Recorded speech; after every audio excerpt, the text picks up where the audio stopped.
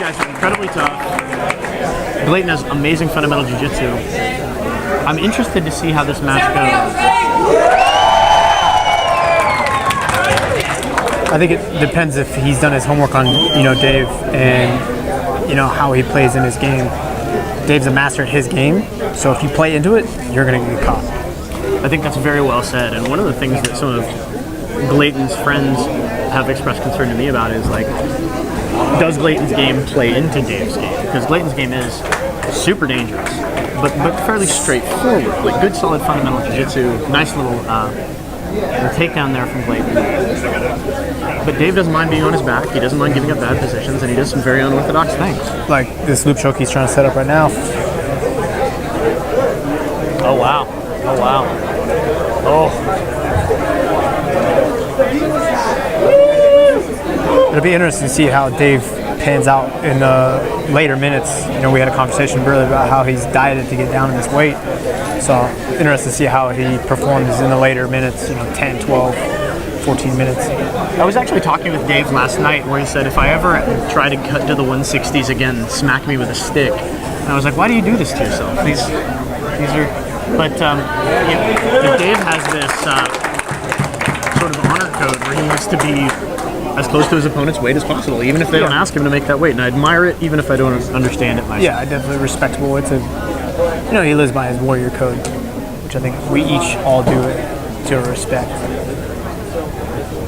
And he doesn't want to have any excuses. Oh, well, so-and-so was 5 pounds heavier than me. So-and-so was wearing this color gi. I see with my kids now how many excuses can come, and I try and shut that down now with my kids. Be like, look, it doesn't matter. You go out there, you do some jiu-jitsu, you're fine.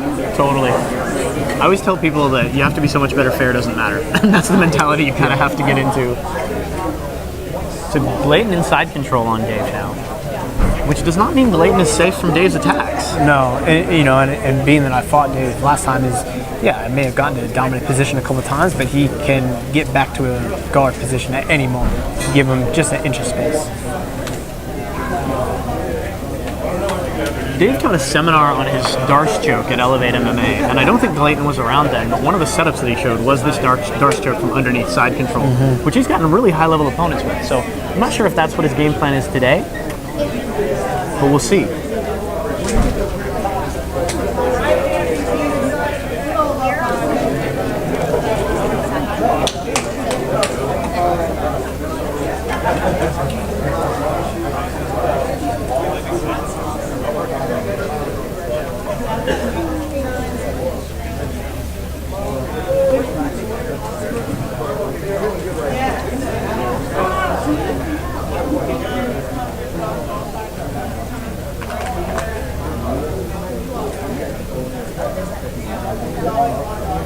Oh, Dave has done this to me, where he does the far side arm trap with his legs. It looked like he threatened a wrist lock for a second.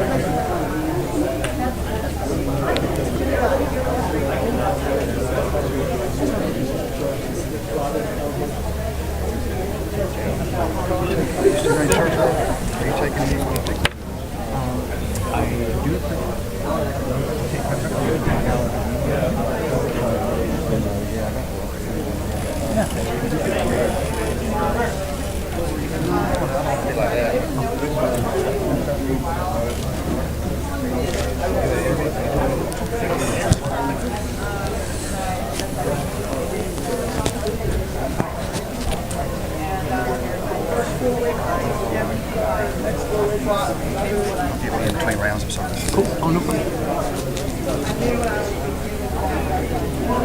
So, Glayton has seemed content to sort of control side position. I haven't seen him try to go for anything. I will tell you, Glayton has very dangerous wrist locks from top side control that everybody at his gym Elevate talks about, and I've been caught with. So, which doesn't mean he's going to get Dave, but it is something he will attack. He may be better staying in side control. Dave is good at escaping the mount. Dave does not give up his back. My match against him, that I was specifically looking, he's going for a wrist lock right now. Dave has super flexible wrist though, so that's going to be hard to catch. And he gives a thumbs up on the way out. Yeah. That's another thing Dave will do. He is, if nothing else, a showman. Yeah. And which could play to his strength because you could frustrate somebody on top. You know, when you're rolling with somebody and continually trying to submit him and nothing you throw at him catches, you know, that can wear on you mentally a little bit. So we'll see how he addresses that. So this is isolating that left arm of Dave.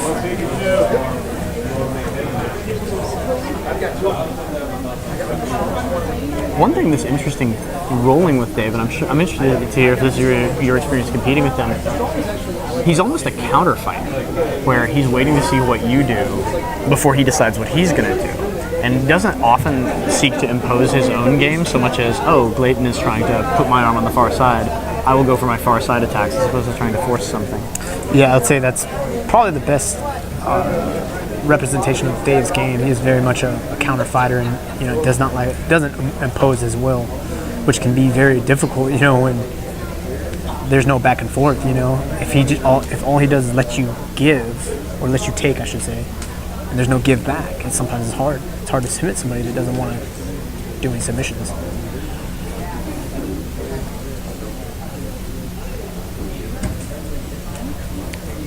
I'll be interested to see if Glayton is continually trying to isolate that far arm. He's gone for that crunch armbar before. I've seen him go for the far side armbar. And as I mentioned, he has wrist locks from here that he attacks the guy's frame. Looks like he's playing with his own lapel there for a second, so. Yeah, definitely, Dave, you're going to have to catch him on the third or fourth submission and get him in that chain. I don't know if you're going to catch him on the first try. You have to set some things up. Try and get him down your rabbit hole. Yes, well said. Another thing you'll see, and styles and rule sets create a lot of the dynamics in matchups. This is one of the reasons Dave is so comfortable in true submission-only format, is he'll give up bad positions like this without thinking about it. Whereas, if this were a points match, Glayton would be well up on points. We just saw him go knee on belly. Oh, now Dave with a sneaky armbar attack. 8 minutes! I love the long matches because you really get to see guys work in a variety of different positions. Be interested to see if Dave goes back to that loop choke. It's there. It's always a constant threat. I enjoy threatening that loop choke because Glayton is comfortable with him having that high collar grip, and that's really not something you want to do. You want to strip that away fast. Great job passing, getting away from that lapel grip, but right back to square one basically. Dave on his back, comfortable in bottom side control. He was a tough nut to crack. I wasn't able to crack him, Yeah. I mean, you were able you won on that match on points. We went to the sudden overtime, and then you guys shot in. Yeah, I shot in. That's the thing about Dave is, like you mentioned, it's difficult to submit someone who is not themselves attacking. And it's also difficult to submit someone who has a really good submission defense, which Dave Porter also does, which is why he can be so comfortable in a bad spot like this. Yeah, his joints are abnormally flexible, and you see it in his wrists. Like, Glayton just had a tight wrist lock earlier, and it was like any normal person probably would have tapped. And he was just like, thumbs up. I don't think anyone would dare call Dave Porter a normal person.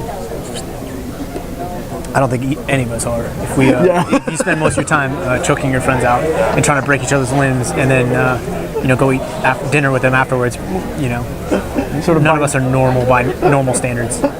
Well said.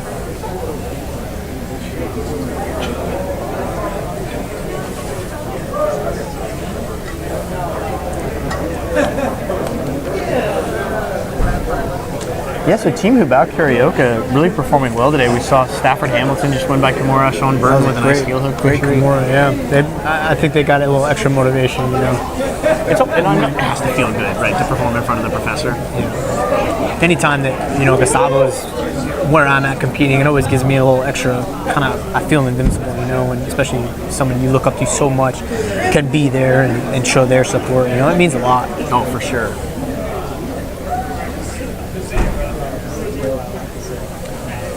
So a lot of times, we're taught that keeping your arm on that side of the head, inside control, is the wrong side, and generally speaking it is. Dave will put his hand on the wrong side to try to set up Darce choke from the bottom. I'm sure some of Glayton's Elevate teammates have told him about that, and now Dave wraps the lapel across to Glayton's far side shoulder.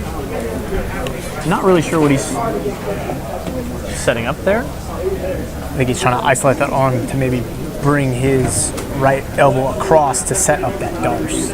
So, in the push-pull kind of game, he's pulling on that arm maybe to make Glayton push it through, possibly. It's hard, to have absolutes in jiu-jitsu. You can say, hey, don't do this, but then you run across a guy like Dave Porter, they can get away with those kind of things. I always tell people, like, when I'm teaching classes, I always tell people, when I say always, hear 98%. Yeah. Because, like, there's always that guy that, Nice reversal. Yeah, the harpoon reversal.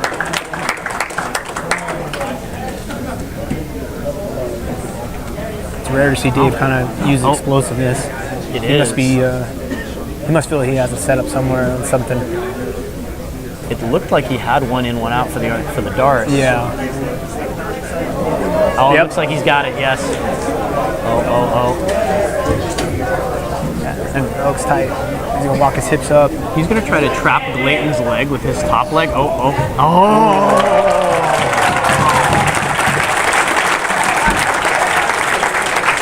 Glayton Melo escapes. It looked tight, too. It did look tight.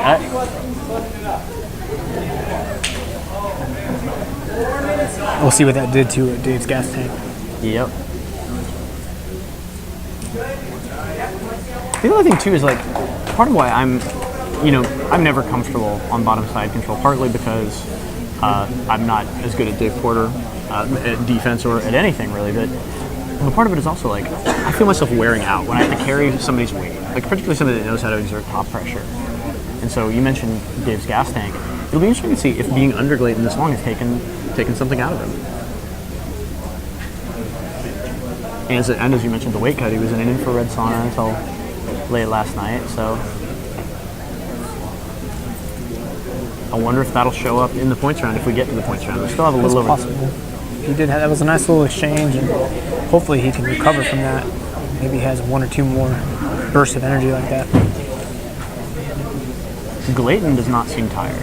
And Glayton has been playing a very patient and careful game, it seems to me. Which is easy when you're on top. Yeah.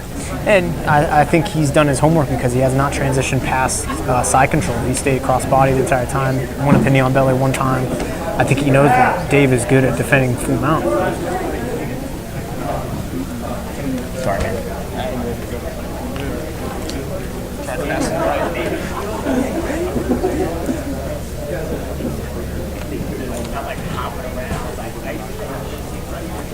I wonder if Glayton's going to try to set up a butcher choke here. He used that grip in the collar before to set up neon to go to knee on belly.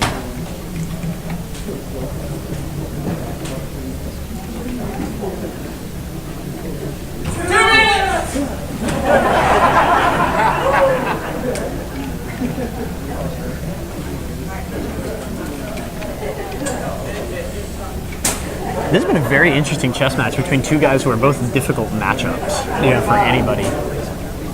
Oh. Thought he was going to go for it.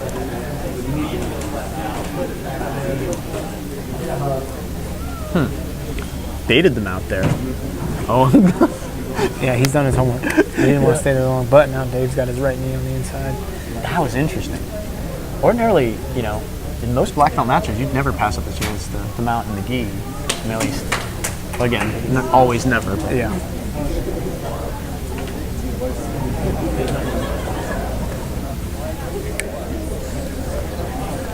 This is an interesting sort of cat and mouse game because Dave is clearly trying to bait Glayton. And he's not taking the bait at all. I think intelligently, I think this is a situation where, like, a lot of times your ego gets in the way and you're like, oh, you don't think I can get that arm? I'll get that arm. Yeah, ego and frustration. He's got that forearm trap, working it up the arm. Oh. Possible inverted triangle. It did look like he was looking for that inverted triangle. Glayton with his hips flat against the mat defending.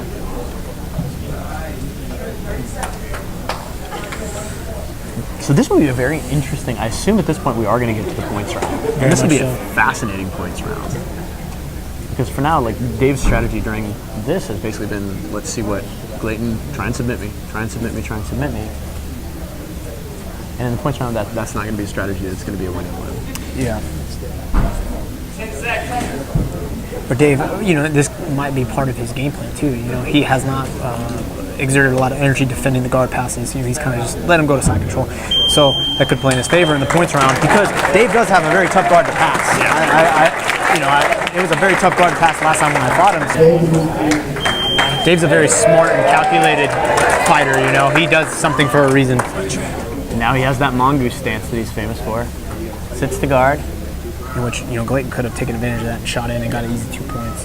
I always wonder why guys don't do that, because the advantage to playing guard in jiu-jitsu is it's neutral points, and now it's easier generally to sweep than it is to pass. And I always wonder why guys don't just grab that heel, grab that knee, and take the top position.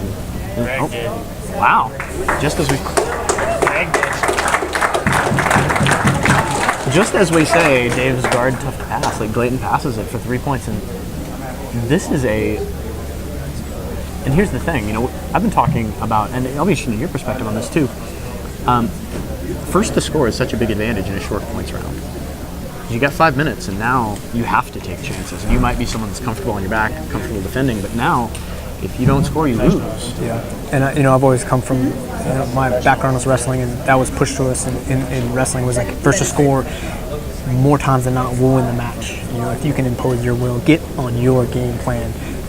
Now the other person has to play catch up, which can open up mistakes and open up for further things. So there's so much those two grappling arts can learn from each other in terms of mentality, and that if you could, and this is something I think you do well in your matches, is if you fuse the smooth technique of jiu-jitsu, which is not to say wrestling's not technical, because it absolutely is, but the smooth technique focus of jiu-jitsu with the grit and pressure and push, go of wrestling, that makes for such entertaining matches and some nightmarish matchups. 100%. And somebody put it to me best. Think about a Venn diagram. You have two separate things, and they kind of meet the center, and that's where they share those characteristics. And I think that it does make for exciting matches. Absolutely. If you have a guy with this beautiful technique that doesn't stop moving and is relentless, look at Langelo, Checha, all those guys. They have a good blend, and they work with wrestling coaches. Cobrinha too. Cobrinha.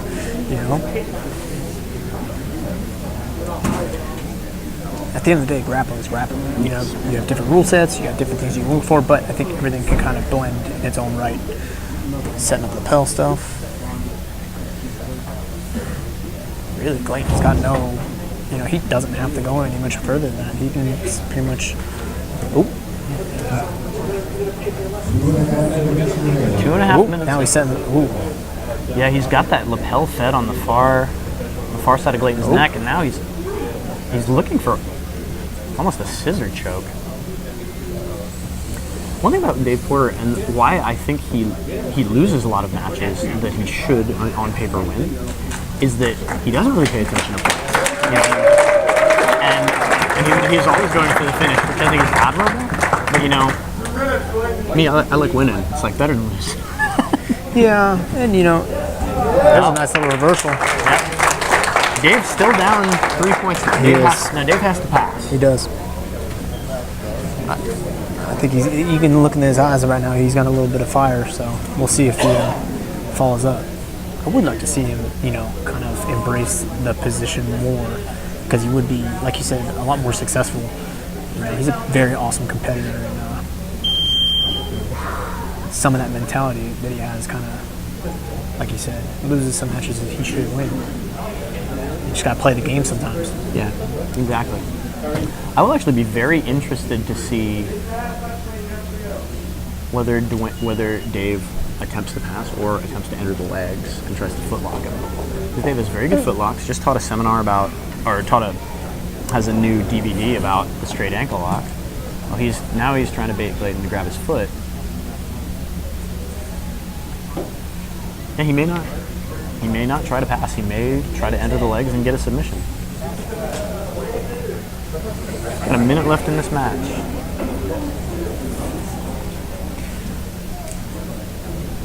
One minute remaining. 1 minute.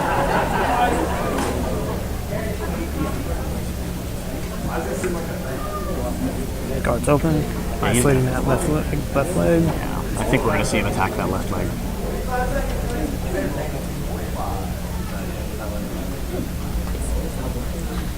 think they would always prefer to get a finish versus points.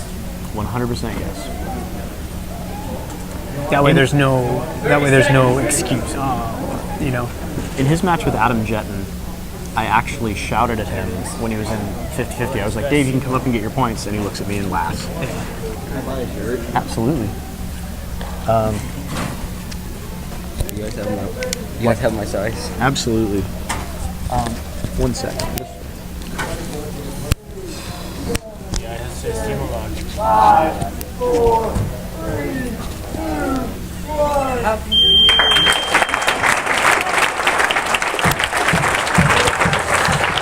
So Glayton Melo wins 3-0.